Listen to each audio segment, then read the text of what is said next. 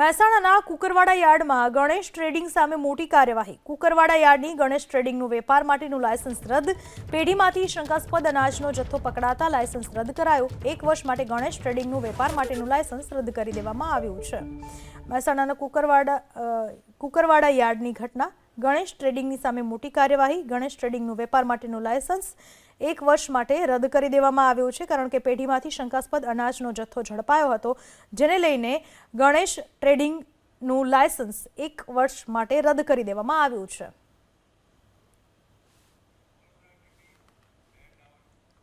મહેસાણાના કુકરવાડા યાર્ડમાં ગણેશ ટ્રેડિંગ સામે મોટી કાર્યવાહી। કુકરવાડા યાર્ડની ગણેશ ટ્રેડિંગનું વેપાર માટેનું લાયસન્સ રદ।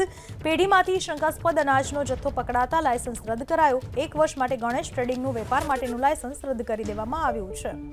મહેસાણાના કુકરવાડા યાર્ડની ઘટના।